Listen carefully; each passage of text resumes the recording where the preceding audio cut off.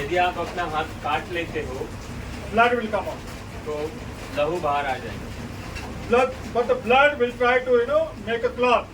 लेकिन जो खून है वो जम जाएगा, जमने का प्रयास करेगा। So blood heals. तो जो लहू होता है वो क्या करता है, वो जगह जख्म को मतलब ठीक करता है। Our heart is like a pump. तो हमारा जो दिल है वो एक पंप की तरह होता है, It pumps blood to all part of the body. तो वो हमारे जो शरीर होता है उसमें सब जगह पर खून भेजता है। If the part of the body doesn't need to receive blood, यदि शरीर का कोई हिस्सा अगर उसका खून नहीं पहुंच रहा है that part of the body will die. तो वो शरीर का वो हिस्सा मर जाएगा। Let's open our Bibles to Leviticus chapter 17 verse 11. Levy इसका 17 अध्याय और 11 वचन में हम पढ़ते हैं, क्योंकि शरीर का प्राण लहू में रहता है और उसको मैंने लोगों को वेदी पर चढ़ाने के लिए दिया है कि तुम्हारे प्राणों के लिए प्रायश्चित्त किया जाए, क्योंकि प्राण के कारण लहू ही से प्रायश्चित्त होता है।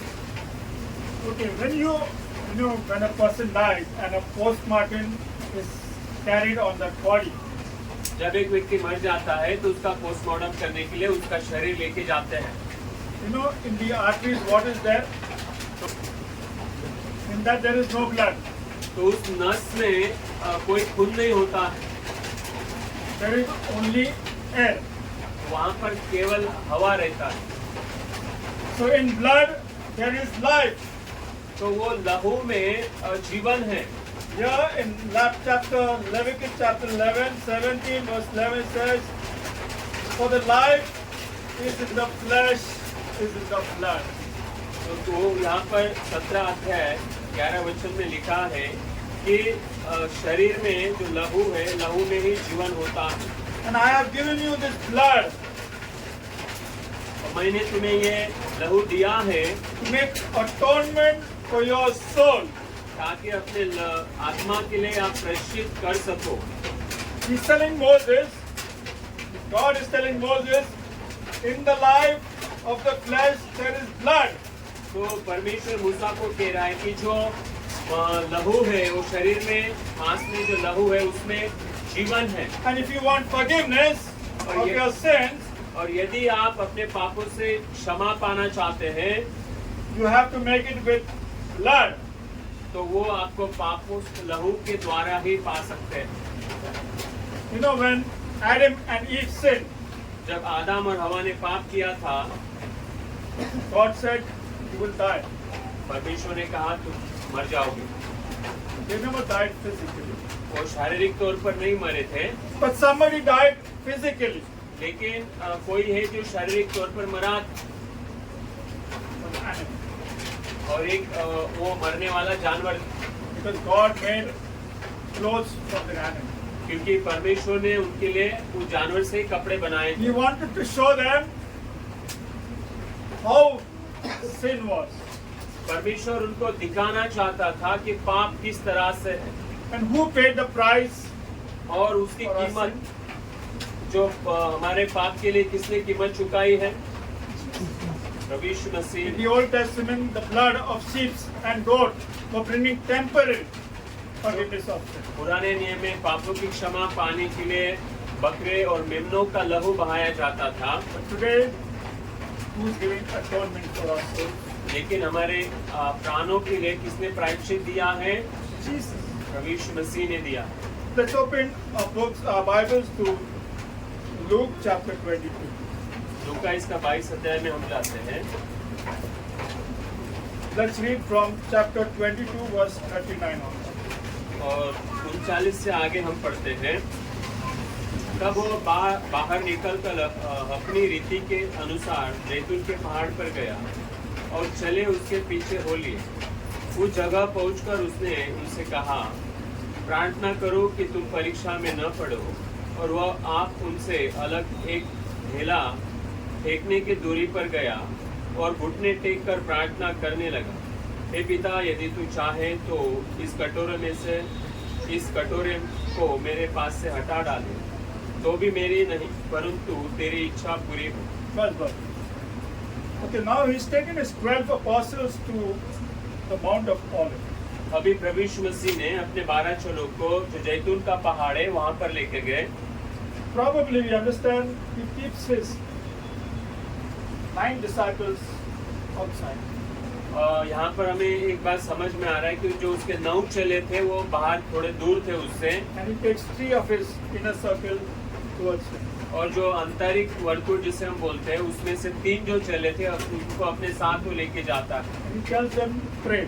और फिर उनको कहता है कि तुम प्रार्थना करो। And his prayer of Jesus, he says, Father, if it is your will, take this cup away from me, but nevertheless, your will. तो उस प्रार्थना में प्रभु यीशु मसीह कहते हैं अपने पिता से कि पिता यदि आप चाहो तो ये प्याला मुझसे टलने दो, लेकिन मेरी इच्छा के अनुसार नहीं, आपकी इच्छा के अनुसार। Crucifixion is a worst terrible, terrible too. जो सलीब पर चढ़ाया जाना है या मारना बहुत ही भयंकर किस्म का होता है। The Jews has 39 slashes. जो यहूदी थे उनकी शिक्षा देने का जो प्रथा थी वो 39 छड़ी मारना था। But for the Romans, a soldier could beat him more than 50 times, more than any time, till that person is not going to, till he's about to die. लेकिन रोमी लोगों की जो प्रथा थी वो 39-42 नहीं था, वो जब तक व्यक्ति जीवित है या मर नहीं जाता है तब तक वो मारते रहते थे, मार खाने वाले व्यक्ति को। Jesus knows that he's going to be crucified for 6 hours. प्रभु यीशु मसीह ये जानता था कि वो 6 घंटों के लिए उस सलीब पर लटकाने जा रहा था। Crucifixion is the worst horrible thing to be happen to man. और किसी मनुष्य को सलीब पर लटकाया जाना ये सबसे भयंकर और खतरनाक बात मानी जाती On है। those lashes, on those whips, you see bones and metals and stones and glass. उन छड़ियों के ऊपर आप देख सकते थे कि वहाँ पर हड्डियाँ लटकी हुई थी, कांच लटके हुए थे, लकड़ियाँ लटकी हुई थी। And Jesus knows he's going to be crucified for 6 hours. और प्रभु यीशु मसीह जानता था कि वो 6 घंटों के लिए सलीब पर लटकाए जाने वाला है। He must have got frightened, you think? He's telling God, take this cup away from me. तो आपको नहीं लगता है कि शायद वो डर गया होगा, इसलिए वो कह रहा है कि प्रभु यदि आप चाहो तो ये प्याला मुझसे टल जाने दो। As a man, he must have got afraid, you think? एक मनुष्य होने के नाते आपको लगता होगा कि वो डर गया होगा, आपको नहीं लगता He है? was also a man. वो भी एक मनुष्य ही था। He's praying, God, take this cup away from me. वो परमेश्वर से प्रार्थना कर रहा है कि प्रभु ये प्याला मुझसे टल जाने दे, But that is not the answer. लेकिन वो उसका मतलब जवाब नहीं। He was not afraid to Oh. die on the cross. वो सलीब पर मरने के लिए डर नहीं रहा था। But what was the answer? फिर जवाब क्या था? God, take away this cup from me. वो कह रहा है कि प्रभु ये प्याला मुझसे टल जाने दो। Jesus knew he's going to be separated from God. That's what he prayed. तो प्रभु यीशु मसीह ये जानता था कि वो परमेश्वर से अलग होने जा रहा था और इसीलिए वो प्रभु को प्रार्थना कर रहा है। He knew he's going to make a sin for all of us. वो ये जानता था कि हम सभी के लिए उसे पापी ठहराए जाना That's what his prayer, God. Let your will be done, but not mine. तो इसीलिए वो परमेश्वर को प्रार्थना करे कि प्रभु तेरी इच्छा पूरी हो, मेरी नहीं। God for us died on the cross. And now we see our last verse, 2 Corinthians chapter 5, verse 11. प्रभु का संत जो Chapter 5, verse 21. 2 Corinthians chapter 5, verse 21. दूसरी कुरिन्थी इसका 5 अध्याय 11 वचन में पढ़ते हैं। 21 जो पाप से अज्ञान था उसी को उसने हमारे लिए पाप ठहराया कि हम उसमें होकर परमेश्वर की धार्मिकता बन जाए। Jesus knew no sin, प्रभु यीशु मसीह को पाप पता नहीं था, but he was made a sin for you and for me. लेकिन उसे आपके और मेरे लिए पापी बनाया गया। He says, not my will, वो कहता है मेरी इच्छा नहीं प्रभु, but let your will be. लेकिन तेरी इच्छा पूरी हो। God, if you want me to die for all of you, परमेश्वर यदि आप चाहते हो कि मैं इन सभी के लिए मर जाऊं let it be done. तो ऐसा ही होने दे। Blood, in life, in blood there is life. लहू में ही प्राण है, जीवन है। In the Old Testament, the goat and blood, they were only They were only temporary. पुराने नियम में हम देखते हैं कि बकरे और मेमनों के लहू जो पापों की क्षमा करते थे वो मतलब तात्कालिक थे, But Jesus' blood is perfect, लेकिन प्रभु यीशु मसीह का जो लहू है वो परिपूर्ण है। once for all. एक ही बार सभी के लिए उसने बहाया। It became curse for me and for all. वो मेरे और आप सभी के लिए वो पापी ठहरा। So let's remember Christ Jesus. तो आइए प्रभु यीशु मसीह को याद करते हैं। This is bread after the plate. इस रोटी और इस द्राक्षरस के द्वारा हम उन्हें याद करेंगे।